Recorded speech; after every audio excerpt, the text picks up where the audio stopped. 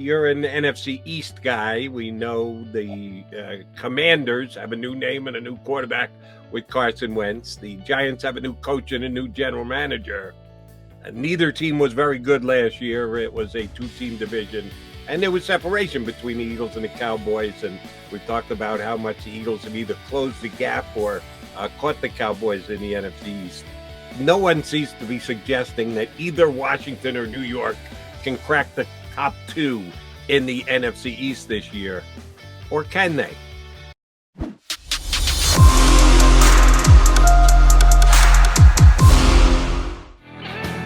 Appreciate you streaming on in here to Birds 365. John McMullen just took his leave. He's heading over to the Nova Complex, cover Eagles OTAs today, and you'll get all of John's updates on our new website, JAKIBSports.com. Feel free to check it out. You're a one-stop shop for all things JAKIB Media, and I'm sure McMullen will have an article or two up there at JAKIBSports.com later on today. Jeff Kerr in Johnny Mac's stead here on Birds 365.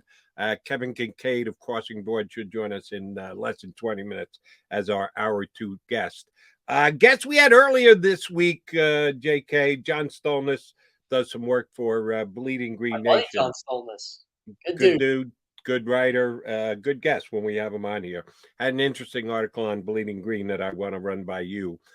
Ran down 5 things, and I don't know John to be this kind of guy. Shoot, I might be more of this kind of guy than John usually is, but he went there. The glass half empty look at the Philadelphia Eagles. 5 things that could go wrong to keep the Eagles from being the best team that they can be, double-digit win, 9th-ranked team in the NFL as per Peter King. We know what the expectations are on the high side, but things that could go wrong for the Eagles, certainly injuries. The only thing about that is that's the Eagles and all 31 other teams in the National Football League. Your season can be waylaid by injury. So that's nothing new. That's not anything unexpected, but it could surely happen to the Eagles and or anyone else. Washington and or New Jersey improved. You're an NFC East guy. We know the Commanders have a new name and a new quarterback with Carson Wentz. The Giants have a new coach and a new general manager. Neither team was very good last year. It was a two-team division, and there was separation between the Eagles and the Cowboys. And we've talked about how much the Eagles have either closed the gap or caught the Cowboys in the NFC East. No one seems to be suggesting that either Washington or New York can crack the top two in the NFC East this year. Or can they? If so, which one improved? How improved? What's your read on this year's Commanders and Giants coming into the season? Well, not the Giants. The Giants are pretty much in the – I don't want to say they're in the position the Eagles were in last year because I think they're in a far worse spot. But – I look at the Giants as 2016 Doug Pearson-ish, only they don't have the young rookie quarterback. They have Daniel Jones. And as much as Giants fans want to believe Daniel Jones is a good quarterback and it's the offensive line, no, Daniel Jones is not a good quarterback. So I think they need a year to evaluate Daniel Jones to see what they actually have with a better offensive line with him. But I don't think much is going to change. I think that team needs a quarterback to compete. I think a healthy Saquon Barkley makes them good, but who are they throwing the ball to? Kenny Golladay I don't even think he had a touchdown last year, and they paid a lot of money for him. Evan Ingram, they didn't like him at tight end, but he was a solid pass catcher. He's gone. The offensive line's better. The defense got worse. I know they did draft Kayvon Thibodeau. I love the pick. That was a great pick. They do have I can never pronounce his name. Ujiri, I think that's how you say it. He had a really good year for them last year. So their pass rush is going to be good. I like the Evan Neal pick on the offensive line, but they're going to miss a lot in their secondary. So no to the Giants. I think they can be better. I think they can improve, but this is a rebuild right now in New York, and they've been rebuilding for years. Washington depends on the Carson Wentz because they got weapons. They got Terry McLaurin. Curtis Samuel's going to be healthy. They got the Amy Brown, who I think can be a really good player for them. I like the running back situation. I like Antonio Gibson. I think they took it on the offensive line. They have Logan Thomas at tight end. that should be a pretty decent offense. And we know how fearsome their pass rush is going to be. Oh, by the way, that monster of a defensive end's back, Chase Young. So I think Washington can be scary. I think they can pose a threat. But that's all going to depend on Carson Wentz. And based on what we saw the last 2 years, I'm not putting my faith in that guy too much. You mentioned Chase Young, who was at the the Commanders workouts this week. He isn't back yet. Don't know when exactly he's going to come back during coming back from the torn ACL or MCL, whichever was. I apologize for not knowing which. But here's my question about Chase Young. He wasn't really all that good last year before he got hurt. Had the unbelievable rookie. It looks like he's going to be a Bosa type player and pass rusher, number 2 pick in the draft, and he lived up to those expectations as a rookie. Not so much last year in his sophomore season, and ended up getting hurt, but wasn't putting up any numbers, not getting to the quarterback in year number 2. What exactly is Chase Young going to be able to give the Commanders this season? We're going to find out this year. We're going to find out if he's Nick Bosa, or we're going to find out he's not Derek Barnett, but maybe a Charles Harris, good but not great. That's what Charles Harris has become. He's become a first-round bust to a pretty good pass rusher in Detroit. So Chase Young has to be a difference maker. You made him number 2 overall pick in this draft. You know what? Jadeveon Clowney's a better comparison there. Jadeveon Clowney's good, but he's not number 1 overall pick worthy. He just hasn't been. I know he's made 3 Pro Bowls, but he doesn't get the sacks that you would expect out of that. Montez Sweat has been the better defensive end for them over the last year and a half. Chase Young, you're right, Jody. He looked like he was going to be that difference maker. Everything you thought he was going to be. I think a healthy Chase Young is still very, very good, especially when you got guys like Deron Payne in the middle there. I think Chase Young, the way that defense is set up, Chase Young should be an absolute stud for the Washington Commanders. But you're coming off an ACL injury. I don't know, Jody. It's going to be tough. I think we're going to find out a lot about this guy this year, but I think he needs 2 more years before I make an accurate depiction of what he can be. I still think he can be a Pro Bowl defensive end or a Pro Bowl edge rusher in this league. No, they absolutely need him to be if they're going to be as good as they can be. All right, another thing that Jonathan Stolness noted as a potential for the Eagles not to be able to reach their level of achievement is if Jalen Hurts' growth is stunted. We're all expecting improvement out of Jalen Hurts. How much improvement is probably the biggest question attached to Philadelphia Eagles this offseason. We all expect him to get better. The question is, how much better and in what areas will he get better? What's one of the areas that you think, I got to take my Eagle-colored glasses off and be honest here for a second.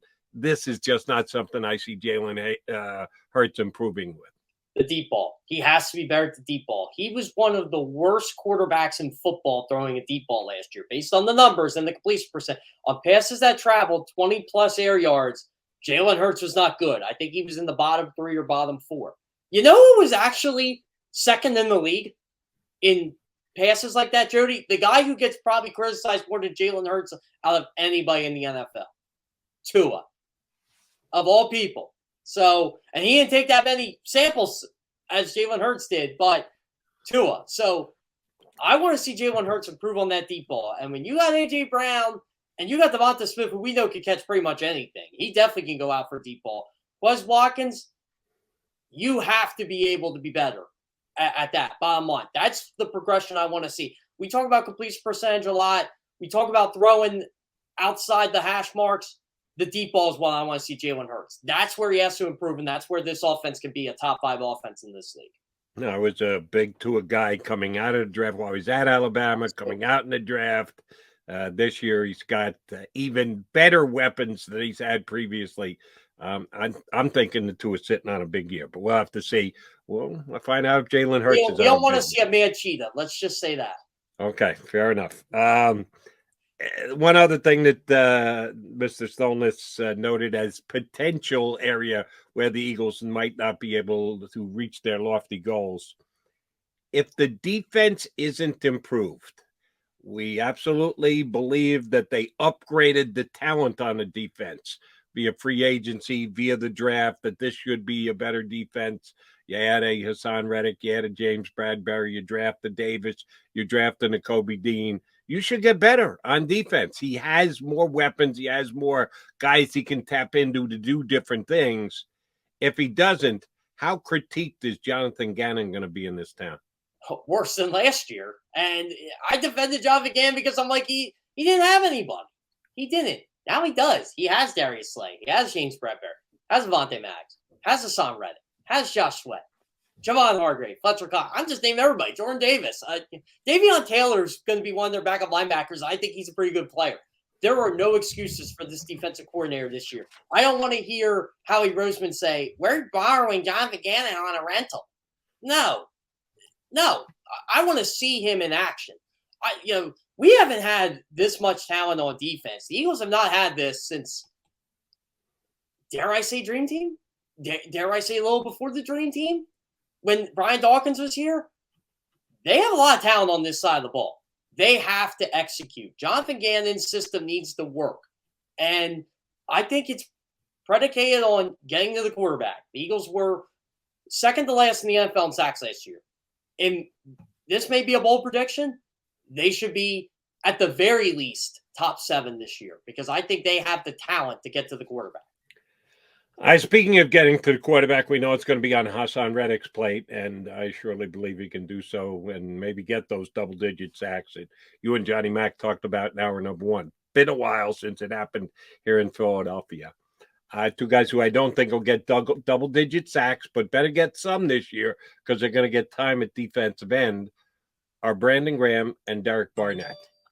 Brandon Graham coming back off the injury. Derek Barnett coming back because he was re-signed. Not sure why, but he is. He's back, and he's part of the defensive end rotation.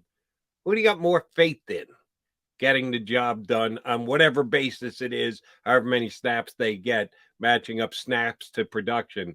Derek Barnett or Brandon Graham? I'll never have faith in the guy who has more penalties in his career than sacks. So let's go with Brandon Graham on that one. I'll make it short and sweet. I don't care what injury Brandon Graham is coming off of. Brandon Graham will still be an effective defensive end for the Philadelphia Eagles in 2022 because he can stop the run. That talent does not go away. And I think when you put Brandon Graham in a rotation with Hassan Reddick, with Josh Sweat, the Eagles covered all the tracks here, by the way. Brandon Graham, not saying he's going to get double-digit sacks, but I think 6 or 7 and about 30, 40 pressures. I think that's going to be a really good year for Brandon Graham at 34 years old. And if he can, maybe he comes back for another year thereafter. But I do believe this is the last year for Derek Barnett. Shoot, I thought it was going to be the last year, and I was proven wrong. The Eagles decided to bring him back on a fair contract. Not like they paid him because he was this vaunted Eagle. No, they got him on a very fair deal. But Brandon Graham question. Brandon, during his time here with the Eagles, has been effective in that they can slide him inside. They've taken him off the end and put him onto the inside. This year, you still got Fletcher Cox, you got Javon Hargrave, and now you're adding Davis to the mix. They're going to go some 3-4 rather than 4-3. Is that going to be a factor at all in Brandon Graham's usage, or can we look for that less maybe than we're used to because the Eagles are actually better and deeper at the defensive tackle position? I think you can still line Brandon Graham inside. They want some more speed on the edge. Like you want to put Brandon Graham, Hassan Reddick, and Josh Sweat all together. And look, they're going to do some 5-man fronts here. So I think we will see that. I think you'll see not more of Brandon Graham on the inside. I think they'll be strategic in how they do it. I just think they're going to find a way to get all 3 of these guys on the football field and have them make an impact. And, you can line Hassan Reddick up at linebacker and be able to do that. And Brandon Graham, what I like about him is he's just as effective going into the B gap or potentially disrupting the A gap as pretty much any edge rusher in the league, especially now, even coming off the injury. He's still very good at that. Now, will he get the sack? No. He's going to be like Aaron Donald in this sense? No, but he's going to get pressure on the quarterback. And if he does, he forces them outside the pocket. Well, it's going to be Josh Sweat and Hassan Reddick ready to Graham. So I think Brandon Graham is going to be effective if they decide to do that this year, and I think they should. All right, last thing that John Stolnish used as a potential speed bump for the Eagles season that they don't get to the level that some are projecting them to be able to get to is the schedule is not as easy as we may think it is. We all like to talk about strength of schedule, but that's kind of based on last year as we look forward to this year. We know there were always changes, so it is an imperfect way to do things, but we go ahead and do it anyway. Guilty as charged.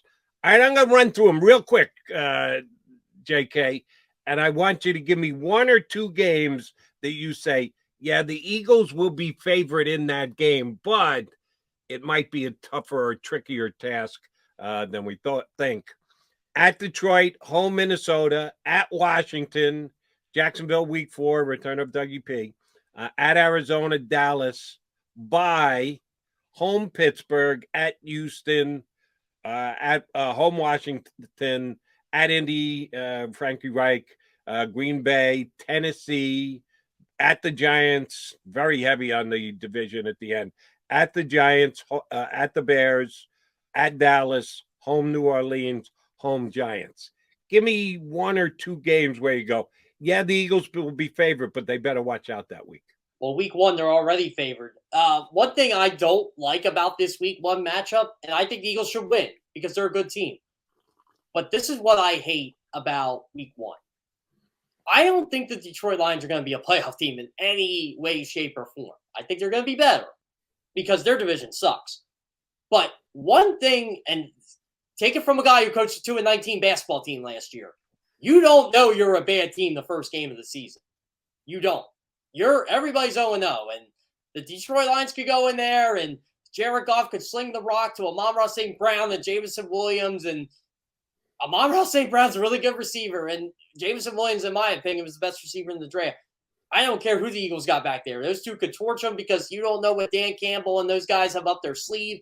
DeAndre Swift's a really good receiver out of the backfield. They could catch the Eagles off guard, so that scares me a bit. And I know the offense, I think, has to put up at the very least 25 week 1. They have to show up because Detroit's defense isn't good.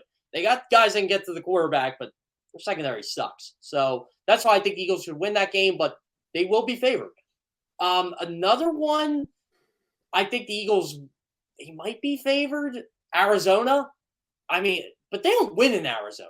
And I actually chalked this up as a loss when I did my early course of the schedule. But Arizona doesn't have DeAndre Hopkins. And Kyler Murray and the Cardinals only average 19 points per game when DeAndre Hopkins is not in the lineup compared to 27 when he is. But they do have Hollywood Brown. Their defense isn't good. It's, they're about to cut Jordan Phillips. I think they did cut Jordan Phillips.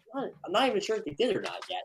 He was supposed to be a post-June 1st cut. But the Cardinals, to me, are a team that I think they're a playoff team in the NFC, but I don't know what to make of them. So, depending on how the Eagles start, I think they'll be favored there. So those are two games, Jody, I'm looking at. Yeah, both on the road, at Detroit, at Arizona. I think there'll actually be a slight underdog against Arizona. That is going to be a tricky matchup. Interesting for me, the one that I would add to that list is Steelers. Because I'm just a Mike Tomlin fan. Everyone think there's going to be a big drop-off because Ben is done. Ben was not good last year. Ben was a shadow of his former self. I think Kenny Pickett could step in, and he's not going to be like Ben Roethlisberger at the top of his game. Ben's going to the Hall of Fame. But can Kenny Pickett this upcoming year be as good as Ben Roethlisberger was last year? I think he'd be better than Ben Roethlisberger. Exactly. Last year. So I think that Steeler game could be a key one to watch this year. All right, Jeff Kerr, Jody McDonald here with you on Birds 365. Put a third voice into the mix. Our buddy Kevin Kincaid from Crossing Broad going to join us next here on Birds 365.